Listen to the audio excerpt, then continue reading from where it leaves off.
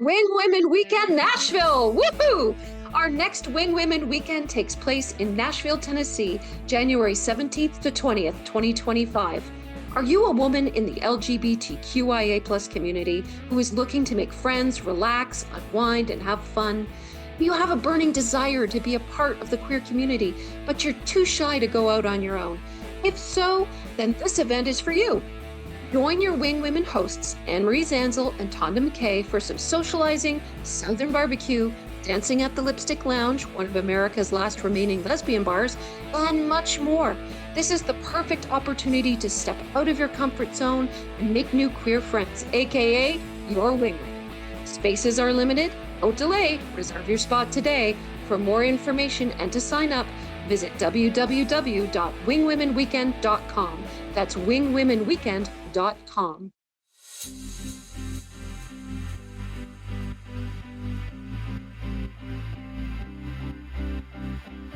Hey queer friends, are you ready to be inspired? Welcome to Season 5 of Coming Out and Beyond, a podcast that shares stories from the LGBTQIA+ community. Here's your host, Anne-Marie Zanzal.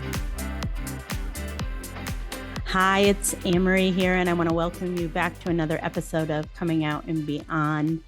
I know the last couple of weeks have been troubling for a lot of people, and I have been lucky to be surrounded by folks who have been down this road before as gay people of having to be less than. And we keep hearing about this possibly might be coming. And so my desire today was to get some advice, some wisdom, and some perspective from a couple of us, several old gays.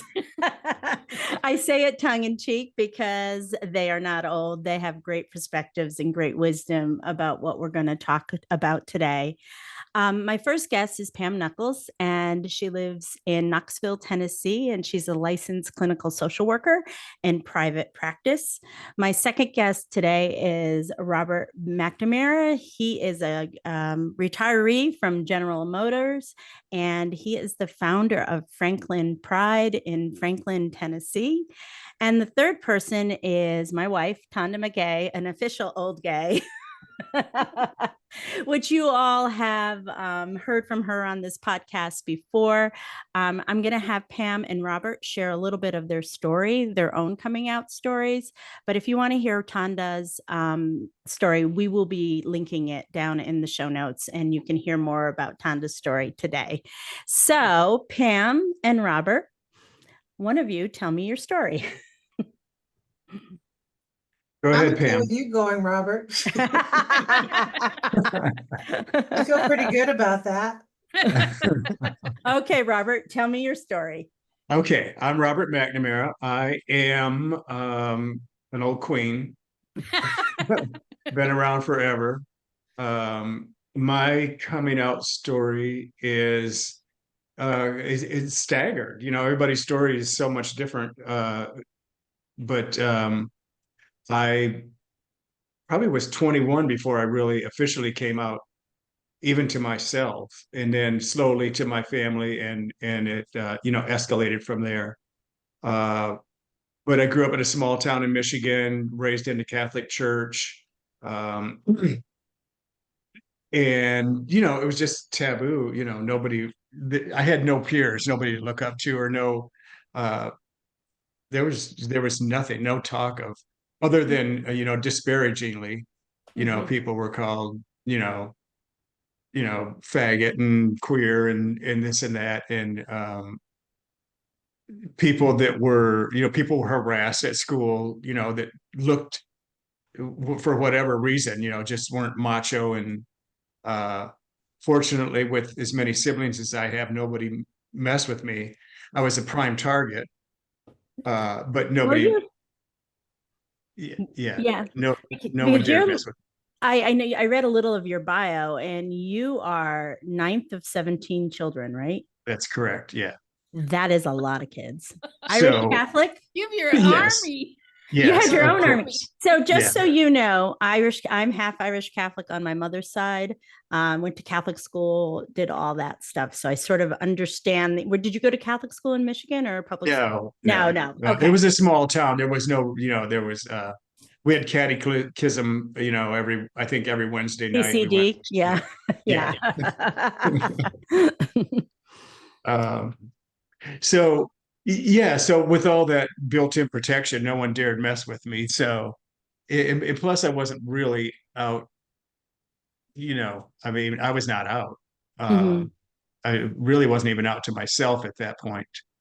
Uh, Eventually I graduated high school and immediately joined the Army to try and grow up, because I was just extremely quiet, withdrawn, had no idea where I was headed or what I was doing. So I joined the Army, and of course you couldn't come out there. No. And that was in 74, from 74 to 78. Then when I was discharged, came back to Michigan and um, kind of found my way to the gay bars in Lansing.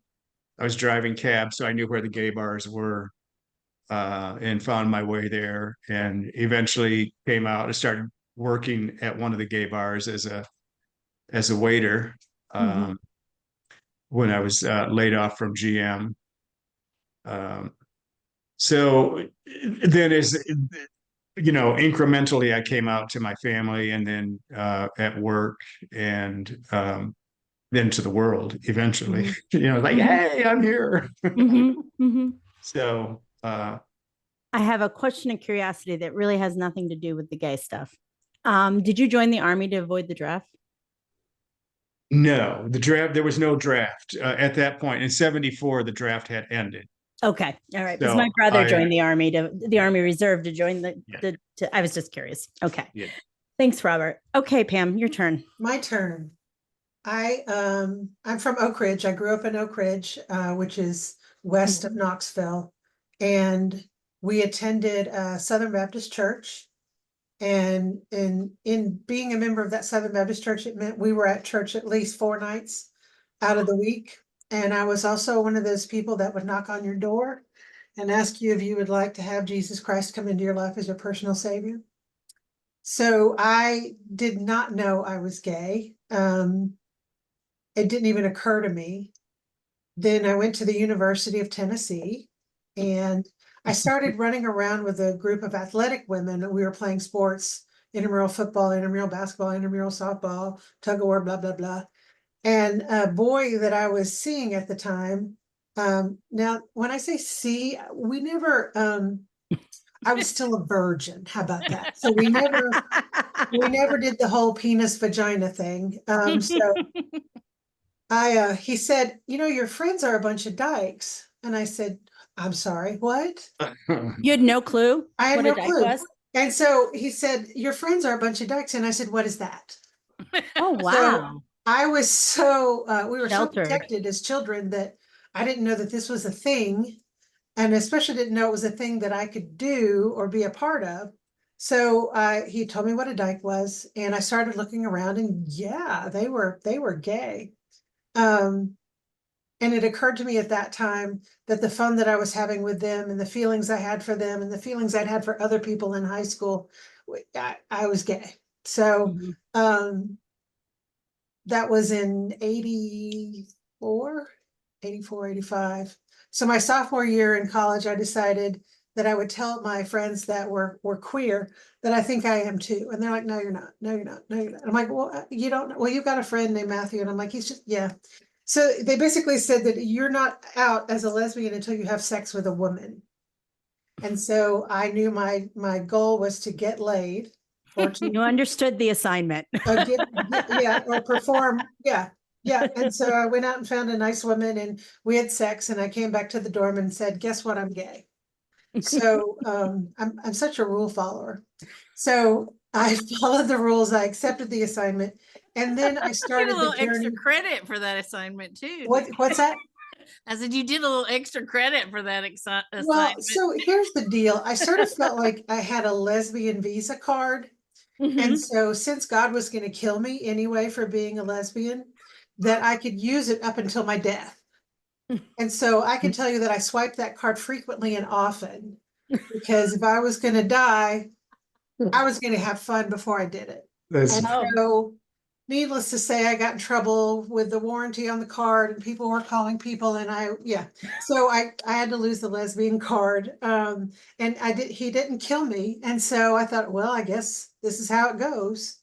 I told I went away to a Girl Scout camp the spring after I came out, and I know Girl Scout camp lesbian, and of course I fell in love with a woman down there too.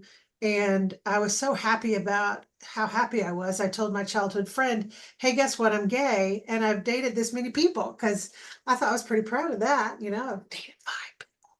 And so the Lord laid it on her heart to tell her family, because they needed to pray for me. And so the Lord laid it on her family's heart to tell my family. Oh, they outed you. Yeah, they outed me, dirty fuckers. Mhm. So we had the talk. My parents threatened to pull me out of college. They threatened to do this and do that and the other. I said, pull me out, but stop claiming me on your taxes, and I'll get scholarships and stuff, and I'll just sleep on people's couches. So they didn't do it, and I stayed gay, but I was pretty undercover. Mhm. I moved and all this time I still didn't realize how much internalized homophobia I had. And Can you say more about that, Pam? so I knew that I loved women, and I knew that they loved me, and I knew that it felt okay, and that God should be able to understand that. But when I thought about it and got feedback from my sister and from my family, I figured I would it made me want to die a lot, because from the way I was raised to the way that I was living, I thought, well, this is so bad. This is so bad. So I internalized it. I was telling Right. everybody it's okay to be gay. You're awesome. You're awesome. And inside I'm like, you're a piece of shit. So it took me going to Nashville to get away from Knoxville and meeting other people. And then till I went to graduate school in Chicago for me to go, this is a problem for me. I'm pretty depressed. And I got help for that. I talked to a therapist, and it was really it was very helpful for me. It was helpful for me before I left as well. And then I worked for an agency that was queer. So it was a gay and lesbian community center in Chicago, Illinois. And so everything was so fabulous and gay that I started to feel like it's okay. Mhm. I can be fabulous and gay too. So it was a Well, long evolving process for me. And it's like the number one thing is finding community, right? Like finding your people. And that's one of the things that when I work with women coming out later in life, there's so many times they're so worried about finding their person. And I'm like, don't worry about that. Just right now, find some other gays that you can hang out with. Yeah. So when you and that person breaks up, they can pick you up off the floor. Yeah. Because whether you're 22 or 52, a lot of the same feelings happen, especially at the end of first queer relationships, because it's not only the person, it's also your queer identity. Yep. And so people really struggle with the end of that. So Tonda, can you share a little bit about yourself? So in case people don't want to go listen to the podcast. I'm married you to and you. Pam know each other from long time I was just ago. going to say, she has saved me during a breakup and has literally come in and scraped me up off the floor. And what is so interesting hearing you say that, I just have to say this because we hung out together when she first came to Nashville and stuff, and I would have never, ever known that you had internalized homophobia, ever. So that's very interesting to know. But yeah, she saved my life once or twice. Well, and your stories are very similar because you both thought, I don't know, Robert, if you thought this, you both thought you were going to shoot straight to hell. Oh, I thought and you both, like, I know Tonda's story very well because I've heard it about 4,000 times. But she thought she was going to shoot straight to hell, and she had very similar response. Pam, she was like, "I'm going to go have as much fun as I possibly can." Yeah. Robert, how about you? Was that your? Well, I never, religion, even though I grew up in the Catholic Church, I never really bought into it. I went every week because I had to. So it really wasn't that much of a struggle, and it wasn't so much as hell. And early on, I kind of decided I don't think there is a heaven and a hell, So that was never. I think for me it was mostly family and just acceptance, and it was a struggle. Back and forth. And actually, it was married for 3 years to a woman before I came out, and she kind of helped me out of the closet. So, good for her. Yeah, exactly. Yeah. So, Tonda, go ahead. Well, I was read the daily devotional in high school and considered myself, pretty religious. And my first lover was my prayer partner from the Baptist Student Union at MTSU. And so that caused all kinds of like, I'm going to go to the lowest part of hell because this is my prayer partner. And you get so close to someone when you're praying, you're like close to them, and they're telling you all their secrets, and and so then I had a guy ask me out, and I stupidly told my girlfriend, we don't have to be gay anymore. I've been asked out by a guy. And it's like the crappiest thing I could have ever done. It still hurts me to think that I did that. But I was so stupid. We didn't even think that we could be together. We didn't even, it was like, we can't be together. We would say sometimes, oh, it would be nice if we could be together, Meanwhile, we're like being all secretive, and there's a ton of lesbians and gays at MTSU all over the place. They're just also being secretive. Well, and the BSU is the best place to pick up girls, I've found. Yeah. They're pretty hot. All that repressed guilt. I was telling that story to another friend of mine, because it was always a good joke, oh, my first lover was my prayer partner from the Baptist Student Union. She goes, I was the president of the Baptist Student Union. So I just had to go through my own questioning of my faith, and I've come to the point where I am, as you knew when we first started dating, very proud of being a lesbian, and feel that I'm, lucky to still be here, and give a big FU to the people who want to take our rights away. So I'm like, put me in prison. You're going to have to feed me and clothe me. So, but you don't really think you're ever going to go to prison? No. Okay. And by the way, she has a thing for ministers still, so she hasn't really gotten rid of her. So like, that was the first thing that attracted her to me, or attracted me to her, was that she saw that I was a minister, and she was like, "Ooh." Better than the Baptist Student Union. It's come full circle. Reliving her life all over again. And Yale. You went to Yale. So that was it. So what I like, my memory of the 80s and the 90s were, first of all, I was in the North. And second of all, I was living a very straight heteronormative life. And I remember being like, even though I had those feelings, I also had parents that would never, I just wanted to be a good girl. And so I just sort of pushed them to a side and didn't really do anything about it for years and years and years.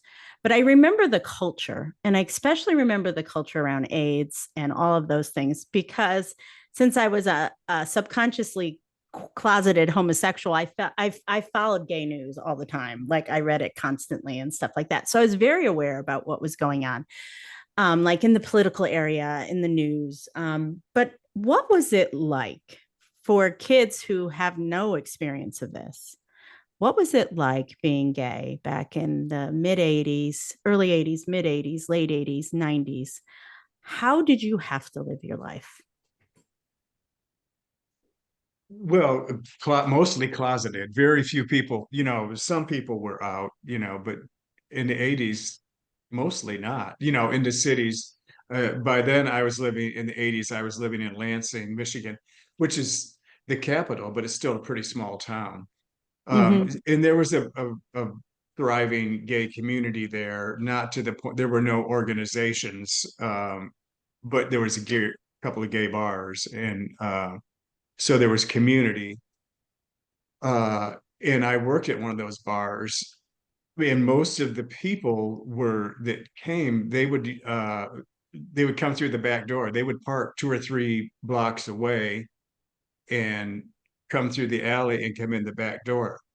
They wouldn't use the front door for fear of being seen, by a coworker or anybody driving by. So it was all, they were out, but only halfway out, so everyone, you had to hide it, you couldn't come out at work because you could get fired, or get harassed. Friends that, remember this one woman that, her boss was a woman, and when her boss found out that she was a lesbian, she harassed her in, like in her work hours. She would, give her, because it was a 24-hour place, so she would break up her work so she could never get rest. Like she'd be on days one week and then switch her to, and just constantly messing with her.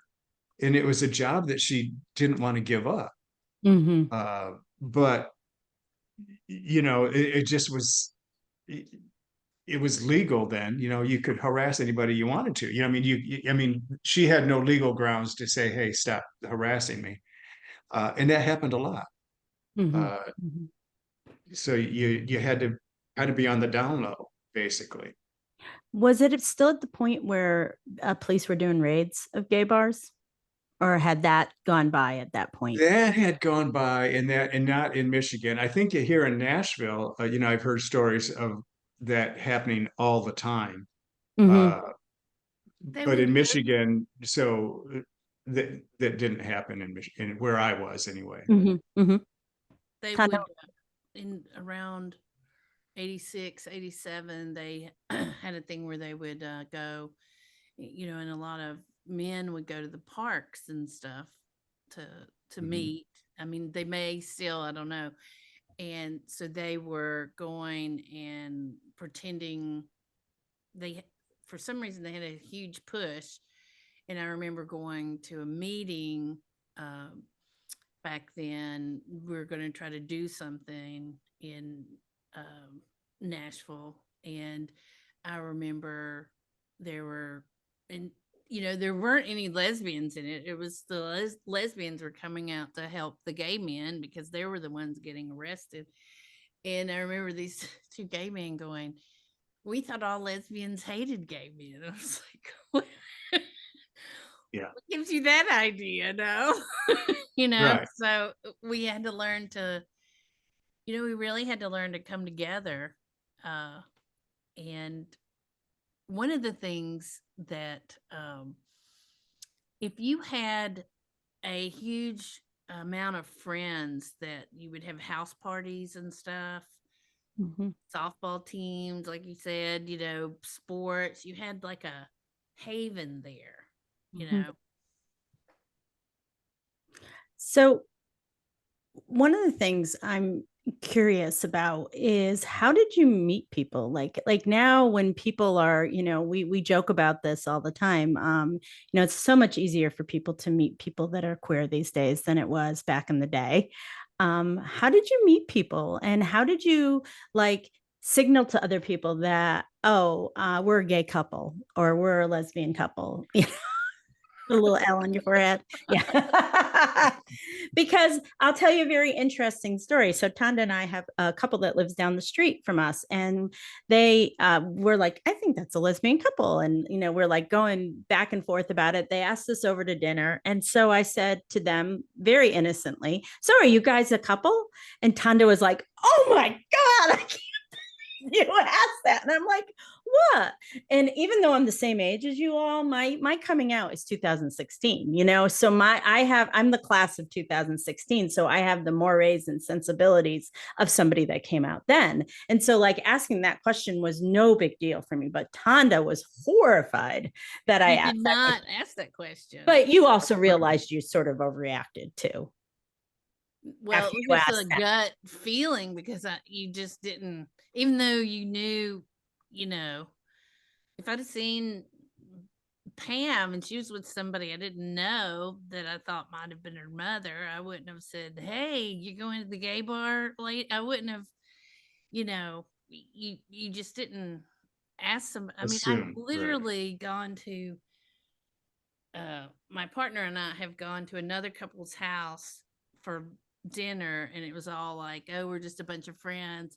And then finally, one of them turned around and said, "Are y'all gay? We're gay. We just want to meet other gay people." And we're like, "Yeah." And then we could, and then, and then we had a nice dinner or whatever. But it was, yeah. Pam, how about you? How about all with these stories? Does anything ring a bell for you? I know that it was kind of fun in a way because it was like we're part of a secret club and we had our secrets. And so if anybody said the bar, we thought they were talking about our gay bar because we called it the bar, and we'd have to listen to them talk, and they're like, "Oh yeah, you know the bar on Middlebrook." I'm like, "Oh, I don't know that, but maybe they're not gay." Like it was an investigatory thing. And the phrase we would use is, "Are they family?" That girl that came over and helped us move, is she family? And that's how we would ask. I know, in the 40s, there was a lesbian group, and in the yearbook, they'd put a red dot next to the names of all the lesbians. Wow. In their yearbook, and that was the only way they could find out about it because they were the red dot girls. So, I mean, I've been in Tonda as well, and I know you have, Robert. When you are come out at a place where you can't really come out to everybody and it's not fabulous, you learn to just kind of live under the radar and use the right words. Things like cell phones would have been beneficial back then, because when I was living with different women, the phone would ring and it would always be my mother. I don't know why it was always my mother. It was my hell. And so they would have to stop and cover up the phone and go, "Hang on, let me see if she's home." And so they would cover the phone, and I'm laying right there, and they would say, "It's your mother." And so they would say, "Pam, your mom's on the phone." And I have to say, "Okay, I'll get it in the kitchen." And you had to have this whole thing of pretending that was not, you were not in bed with them at all. No, Yeah. of course not. Yeah. Ugh, that was a pain in the arse. But I think going underground nowadays, I feel like I can go underground again if I need to. Right. It wasn't the best time, but there was a solidarity that I had with my Right. peers. Yeah. That we're going to look out for each other. We're going to protect each other. Yeah. It's interesting because, Tonda has a lot of gay friends that we're friends with, and I hear them talk about a little bit of nostalgia for the old days because it was much more, it was smaller, a lot less people. You knew everybody, you dated everybody. It was just it was a very different sort of atmosphere than it is now. And But you Tonda. ask where you meet people. Unfortunately, you would get your friend's partner. You would meet them there. The dating pool was small. Was small. Well, because it was exceptionally, I mean, it was brave to do what you all did back in the 80s or pre 2000 teens. It was pretty Right. great. It's still, and I don't want to discount that it's still a very brave option for some people, especially a lot of the women. 80% of the women I work with come out of conservative religions. So a lot of times they lose their churches, they lose their church communities. Family. Yes. Yeah, they lose their family. And a lot of kids are still coming out from that. So I don't want to discount that it's still tremendously hard for some people. It was hard for me. I lost a tremendous a lot when I came out. So times began to change. We go through the 90s, we go through the 2000s. what are some significant points in the history that you all have lived through that either you started to have hope or you're like, oh, things are starting to change? When was that for you? I think my aha moment was when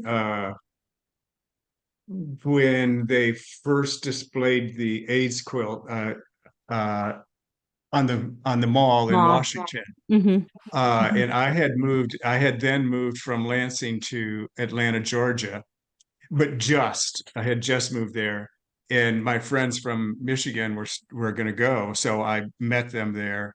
And I mean, it was such an emotional weekend, but it also was a turning point in my life that, okay, I have to move forward and be open, be out, be honest. Mm-hmm. And just that was a turning point for me. Did your Um, did your family get better at accepting everything? I mean, you have a huge family. yeah, so I'm sure you must have some gay siblings too, I would assume, right? I have a Yeah. sister that's out Mm-hmm. um, in a relationship for over 30 years, I think now. But so my family never really gave me grief. I think it was mostly I was That's afraid to come out interesting. to them, you know. Mm-hmm. So uh, even my parents, I never really officially came out to my parents. They knew. Mm-hmm. Um, Don't ask, don't tell. my dad, yeah, exactly. Don't ask, don't tell.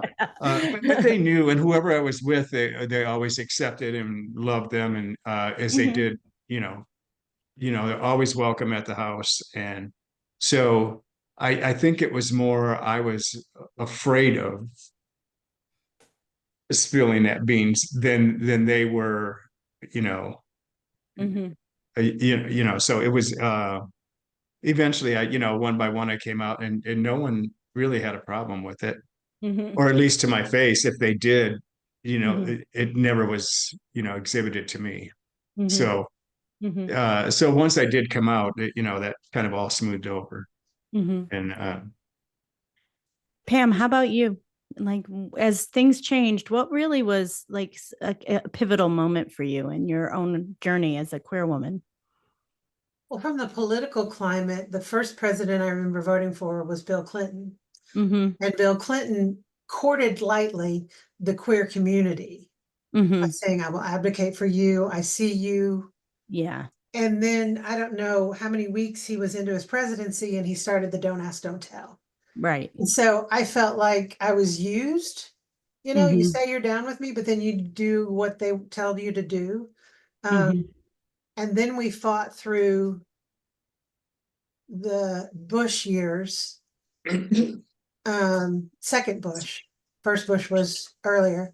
And I don't know. I think the more I get into my life and I feel confident in myself as a person, and I know that I'm a good person, I'm just trying to do what I need to do, the less I care so much about the political environment, Mm-hmm. because we've survived. Mm-hmm. We've survived. And I feel like we will always survive because Mm-hmm. we're not doing anything wrong. Mm-hmm. We don't recruit anymore. You can't get a toaster oven for every woman you bring out. Oh, yes, you can. Oh, I don't know. I don't know. I think that went with my lesbian credit card. But, when you just start living your life and you're not worried about it, that's one thing I liked about moving to New England. After we lived in Chicago, we moved to Connecticut. And people don't give a crap. They're like, are you going to mow your yard? Is your dog going to poop in my yard? You're queer? Okay, just make sure you do what you need to do. That empowered me to every job after that. I just came out because I'm not Mm-hmm. going to hide who I am. And if you can't tell I'm gay, then we should probably talk about that. But I just realized that we'll get through whomever it is because we're strong and healthy, happy human beings. And we're not doing anything wrong. Well, you know what's really interesting? So I just have a question. Tonda talks about baby Bush all the time. And particularly in the last couple of weeks with everything that's going on. And, I've voted Democrat in every election. I'm from the North. I mean, I've never voted for a Republican. So like Bush was bad, but why was he so bad for the queer community? Like, because Tonda talks about it like that you were really scared when he got nominated for elected president. Well, we didn't realize how stupid he was. And Mhm. so he had Dick Cheney with his hand up his rear end, and he was the puppet. It was Dick Cheney that scared me. Who has a gay daughter? Yeah, yeah, Yeah. yeah. They were Which just you, starting to talk about not marriage, but civil Civil unions. And so, and then Clinton was, Clinton did the Defense of Marriage Act, didn't he? Or was it Bush? Yeah, No, Clinton. it was Clinton. Clinton Yeah. did defense. Asshole. But Bush was like, no, basically they were saying, oh, you can't get married, but you can have civil unions. And then Bush was like, no. And it was one of the first times that they weren't talking about abortion, abortion, abortion. They were talking about abortion, abortion, gay people, gay people, gay people. And I'm like, oh shit, we're gonna be, in their crosshairs if they talk about us. And Mhm. but and Obama, brought a lot of church into the government. Oh, he I did. mean, he went out of his way to make sure that there was church, prayers in the White House, and when they were, he just brought it back and empowered all these churches to discriminate. I mean, to Well, in the Mhm. Lincoln, the log cabin Republicans stupidly gave him $10,000, and his campaign gave it back.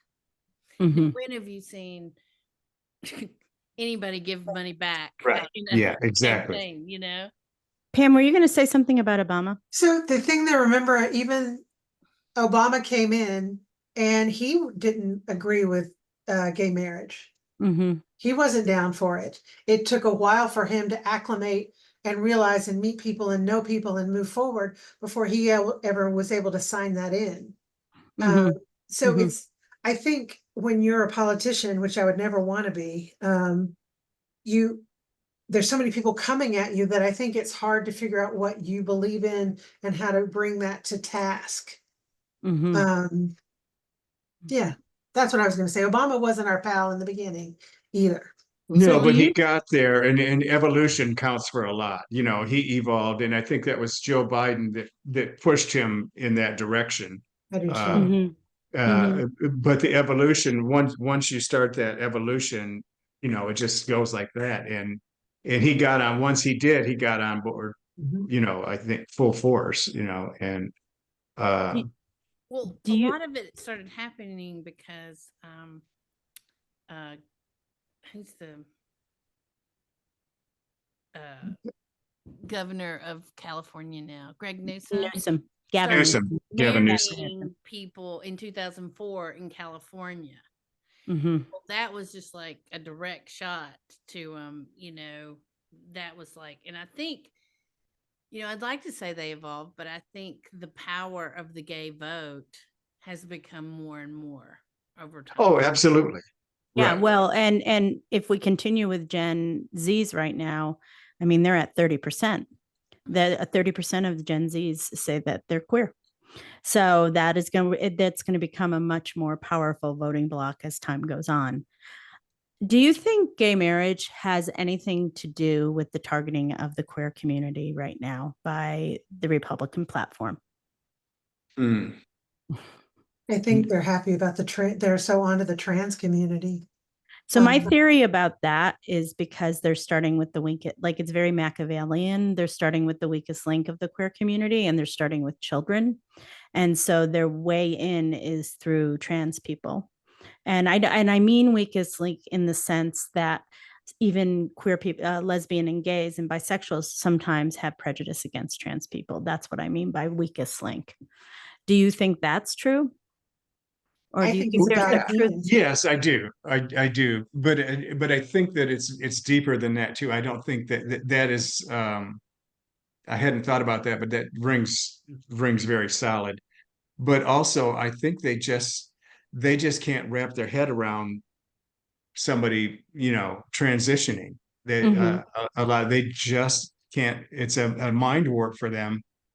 For some of them, some of my siblings included, is they just can't deal with somebody going through having a sex change, and it just warps their mind. So I think it's that combined with what you just said that makes a lot of sense. It's the easy target right now.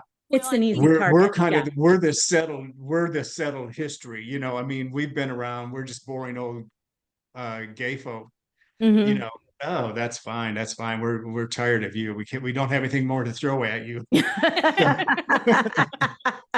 I think it absolutely makes them angry because they're like, family values, but you can't get married and have a family, you know. Yeah. We can say you don't have family values if we keep you from being able to get married. Well, guess what? We've been getting married this whole time. I think honestly, the trans stuff, and this is going to sound rough, but having worked in the community when I was in Chicago and then later, it's about heterosexual men worried that they're going to get with a woman that tricks them. And I know Really? That's that sounds interesting. simplistic, but look who It they were is, going yeah. after before that. They were going after gay men, and they left lesbians alone. They, you know, they because to them, to heterosexual men, they're so afraid they might be gay too. And so I think now that there are more folks coming out as being transitioning into being female, that's who they're freaking out about. You don't hear them on the news or in any program talk about trans men. No, they never talk about trans men ever. Right. And I think that that's what's so ironic about the whole thing is I think it's about white heterosexual men and their penis. I mean, I think it's about gender, but I think the bottom line that drives it is, well, I don't want to accidentally have sex with, you know, it just irritates me. Sorry. I never thought about that before, but I think Yeah. that's also a really good point with everything. Because it's a trope in the like the crying game and in the movies, you know, where Well, just until recently, the trans characters in movies were always the evil ones. I mean, like Silence of the Lambs, Buffalo Bill was a trans character and stuff like that. So they always make them evil, and of course, obviously, they're not. So we're in 2024, and we are now faced with a presidency, which I know makes us all very, very disappointed. What is your advice for folks? First of all, I've noticed my old gay friends are a lot more calmer about this and that's why I'm doing this, than people that have come out, you know, recently within the last 10, 15 years. And don't live with an old gay like me. Like, what is your advice? How do you get through times like this? Yeah, that's like where I want to start there. How do you get through this? And what are some good, and I'm going to pick the licensed clinical social work, Pam. What is some of the good ways to like take care of yourself? So I have a lot of 20-something females in my client base. And the concern is, oh my God, what are we going to do now? And I said, well, you're going to eat, you're going to sleep, you're going to go hang out with your friends, you're going to make fun of people, and you're going to move into the next level. It's your turn to pick up the fight. It's your turn, you know? And I say that too to my heterosexual females as well. It's your fight. The abortion fight is your fight now. You've inherited things, and now it's time for you to step forward and claim what is yours. And also, here's how you keep yourself safe. How do you keep yourself safe, Pam? What's that? How do you keep yourself safe? A lot of them are concerned about their family members that voted for Trump, and maybe they don't love them because they're other. And I said, did they love you before Trump? Yes. I said, they still love you. This is who they think is going to do best for this. It doesn't mean you have to buy that, and it doesn't mean they're going to alienate you. It just means that's who they thought would be best for this. You're still you. You still have your friends. You still have your partners. You still have these groups of people that you enjoy, as well as an online community. You just keep doing what you're doing and stay strong and continue to take care of yourself. If you're not filling your own cup, you're not going to be able to do anything for anybody else. So, you know, eat, sleep. We have a dear friend who has really put up with her parents for a really long time. And since I've been around, they've been shitty to her. Them and our friend is in her 40s, and she doesn't want to talk to her parents right now. She feels so betrayed by them because, first of all, she's queer. And also very successful too, which they very rarely acknowledge. And she has a biracial daughter. And it's like, mom and dad, like, how could you not see, like, how could you vote for someone like this? So for somebody like that, she's just like, I'm trying to be devil's advocate here. Like, it's really shitty when people you love vote against your self-interest too. Absolutely. Mm-hmm. Absolutely. And you can also,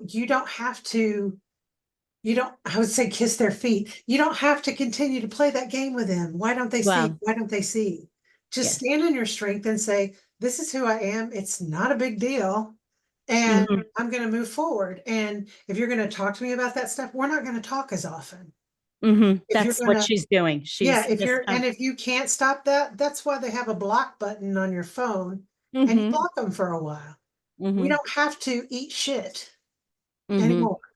And if the people in your life that are wanting you to, well, don't you know, I'm not even having those conversations with people. And it's because I know I'm okay. And I know that I'm not doing anything wrong or illegal or anything. So they're the ones that need to figure out their mess, but I can't help them bridge that gap. It's not your job. It's not your job. It's not my job. Yeah. Tonda or Richard? Robert, I'm sorry. So I say community is the biggest thing. Find your community, find your peeps, hang tight with them. We don't know what's coming. I don't know if anybody has to worry about physical safety, or I think the biggest community that's going to be in danger is the trans community, and legislation, health, and all that. So to them, I say you have to keep yourself safe. If you have to put things on hold for a couple of years, lay low, stay safe, find your resources. There's a lot of good resources out there, especially online, and find support groups if you need them. But you don't have to come out. I mean, if you, it's okay to lay low for a couple of years. Absolutely. And not that it's desirable, but your safety comes first, and sanity, so. I agree with you a lot. You don't have, the choice isn't whether you're queer or not. The choice is if you're going to come out. That's exactly the choice. We all. Well, that's right. Yeah. So just do straight drag for a year or two. Right? Just pass. That's why I wear earrings. You think that makes you pass? Shut up, it does. Yes. And I stick my limited chest, because I'm old, out as far as I can. I say, honey, can I use that paper towel? And I can pass. Shut up, Tonda, I can. Well, as an old gay, I am ornery, and I am never going to go in the closet again. Once your parents have a problem, and one of them stops talking to you about it, and then everything else is just like, I don't care. And for me, and I want to say this about Robert, he is an old gay, but starting the Pride in Franklin, if you go on TikTok, you can see the shit show that that happened the second year, that third year in. So that was 3 years in. Yeah, 3 years in. Yeah. And there's still, we're still fighting. You're still fighting, Yeah. And I'm like not gonna go in the closet for any reason. So in regards to safety, my last question for you all is, I'm, seeing people saying they're moving out of the country, all these things like that. Takes a lot of work to move out of this country and move into another one. I just want to say that when should people get worried? And I know you may not be able to answer that. I mean, like really worried. Like, what are some things people should look for that may be like, okay, I've got to do something. I've either got to move out of the South, I have to move north, I have to move west. What are some things that we have to like keep our eyes open for? Because I have seen in the last couple of weeks, I'm sorry, Robert, but very angry old white men yelling at people. And they have no right to be doing that about stupid things. And I'm like, this has to do with Trump. I mean, and being so unbelievably rude to people and saying, you can't talk to me like that. And I'm like, what? I've never seen stuff like that before. Tonda's like, oh, honey, you haven't lived in the South. But I've not seen that. I've seen it. Yeah. And I was just sort of stunned when we saw somebody like lose it on something very, very minor. And so what are things that people should really think about that they may not have thought about up to this point? Is there anything, or am I being alarmed? I don't know. That I just thought him winning the election was going to be my trigger point, but I'm still here. Yeah, that's how I thought so too. True. Yeah. Still, and I don't see myself going anywhere. I don't want to migrate. I mean, and I really don't know what the breaking point is, because you can't just do it overnight. It takes a while. You've got to get your visa. And every country is different. So you can't just pick up and move, I mean, it has to be planned. So, I mean, if you're really to the point of considering it, I think I would at least just start looking into the options. And if because, like Ireland, you have to have a great take a grandparent. certain amount of money. Yeah. There's a monetary involvement. You need to make sure you meet those requirements. Canada, if you have a DUI, you can't go to Canada. Well, and also too, all of us are probably disqualified from most countries because they want people younger than 60. So most of us a lot of them love people. Yeah, if you retire there, but yes, but so you can buy a house in I can't pronounce the name of it, in Italy for $1. Yeah. I'm not going to Italy because they just took away the rights for gays to adopt children. So that's not going to happen. Pam or Tonda? I think that safety is defined by each individual. I think we can't blanket say, well, check this or check that or the other, because then we're sort of creating a paranoia that may not even affect. Exactly right. Yeah, we do not know what's in store. I've worked in the field of domestic violence for over 20 years. And what I find is each person knows what their personal safety is and how to move around it. And so I say to my clients that are in a abusive relationship, how do you feel safe? What are the things that you put in place for your own safety? And I would say the same to people who are afraid to be out right now. You don't have to. You don't have to be out. You can. You know who you are, your family knows who you are, or maybe they're the ones you're hiding from. But the bottom line is we ain't doing nothing wrong. And so, I grew up in East Tennessee. I've got hunting rifles that I've inherited, and I've got canned goods in the closet, and I'm gonna stick around. I'm not worried. Yeah, I'm not going nowhere. Well, I would say that you need to think about your mental safety. Oh, absolutely. Yeah. Because living in the South, there's and I've done it my whole life, there is a certain mindset that's different when you live in California or, but just like, I'm going to tell you, when Pam and I, when we walk around somewhere, we're not in the closet, Right. Even back then. But Nashville is a really nice, they don't care. Robert's in a very Republican area, but there's tons of, wealthy gay men that live there. They don't day to day, they don't care. But on a overreaching level, if just the fact that you're living in a red state, it seems like 1955, and that just keeps weighing on you, then I think that, um, what do they call it? The weathering of being a minority. That's when you need to think about, where do I need to go to, Yeah. To be happy.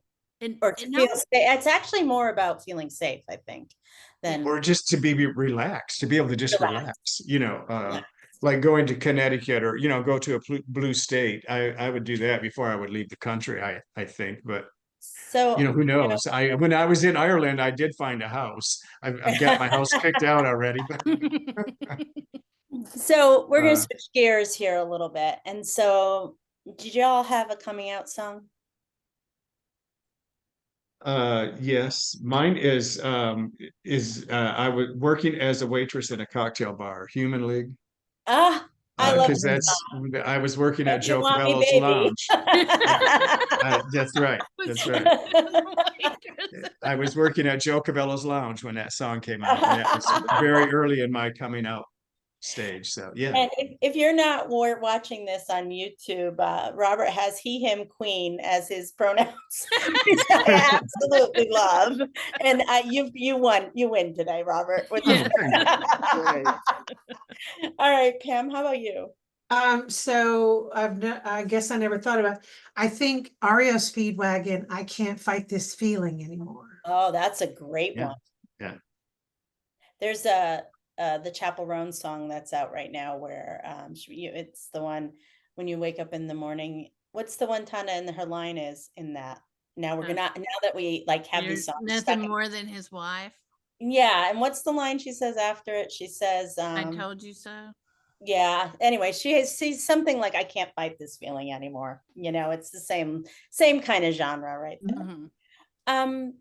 Is there a book or a movie that really changed your perspective on life? I don't know. I don't know that I could call out a movie. Yeah. Mm-mm. Or a book? Yeah, no. I have I don't know. I think just life in general is, It's good enough. yeah. I know I say this all the time, but it's a wonderful book called Another Mother Tongue by Judy Grahn. It's an old book, and it's about how gays have always been there. There's a line in there that I love because she talks about in the first of it how her first lover was teaching her how to be queer, and she said, "I learned these things from my lover's lover's lover." In other words, it's been handed down. And that's how it was when the book's really old. I don't think it's in, No, it's not in print. You have to. It was expensive when I bought it. It was like 30 or 40, which is a lot for a used book. But she got thrown out of she got thrown out of the army for. Oh, that's bad. Yeah, in the 60s or 70s. It was in the 60s. Yeah, she talks about Pam, how about you? So I really enjoyed the Ruby Fruit Jungle. That's a classic. Yeah. And there was an older book called Patience and Sarah. Have you ever read that one, Tonda? I read that. Yeah, I love that book. There's such a sweetness about it. I really liked those. And just finding out that that there are people like me out there. There's not just the femme fatale and all those people. It was just, I enjoyed both of those a lot. Yeah, Patience and Sarah is a very sweet book. Yeah, I have to look that one up. How would you describe your life today? Oh, I guess living comfortably. I'm retired, just living a good life, and doing and working and helping bring up the next generation. You're an activist as well. I've run into you at TEP things and things like that, so you do activism as well. Yeah. Pam? I know that I really enjoy this part of my life because I feel like I have some wisdom to share. I also appreciate that when I was a young girl in the church, they told me in Sunday school that sometimes you're the only God that people see. And so for me, if I'm the only queer person that you know, I want you to know that I'm okay and it's okay. And so in my work, I found many people who hadn't been around a queer person before, and then there's Pam. And so I want people to feel like at a grassroots level, we're the same. We're the same. We still pay our bills, etc. So, but I'm very happy in this part of my life. And even with the Cheeto, I just, it's going to be what it's going to be. But I know that if we can band We're together, going to get through it. Yes. we will get through it. Well, Yes, he's very good at creating chaos. And that's what I think we're going to experience, is a lot of chaos. Yeah. And how would you describe your life today? It's awful. I'm married to this woman who nags me all the time. Careful, Tonda. I love my life now. And, I am sad for you that you haven't been out that long and you've had to deal with the Cheeto, because the entire fucking time. Yeah. But you have an old gay like me that does it. It's like, Well, yeah, I mean, like when I came out, when my therapist asked me like what kind of woman I was looking for, and I said, well, I'd like somebody who have no kids because I have 4 and that's too many, and I don't want to have a family with. I didn't want that, and I said I wanted somebody who's been out a long time. I said I want to meet someone who's been out a long time because I haven't, and I know that I don't know things, and I need to learn from somebody that, like, your lover's lover, that what you were talking about, and yeah, it's the exact same thing, because I wanted to be with somebody that had been out for a really long time. I mean, and also I wanted somebody who, at the time I was still a working minister, I said somebody who's just got a healthy respect of religion. They don't have to be religious. That doesn't bother me. But they just are okay with me going to work and doing what I did. And messaged me 3 days later, and I immediately put her in the friend zone. Yeah, I was so cool. You're so pretty. She was out of practice. She had been in a relationship a long time. She was so endearing. Y'all, I want to thank you so much for all your wisdom and your time today. I know you're both. Can I say one thing? Yes, go ahead. So all of these things that happen, and I know that these two know it too, but they may come out and protest us being gay. They may put a bill up, but guess what? We're all gay 24/7, 365. Like, we're gay the whole time. They're just thinking about it, trying to beat us up, but we're here and queer all the time, Absolutely.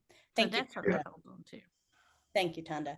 Thank you all. I really appreciate your time today. I thank you for your wisdom, and I'm grateful.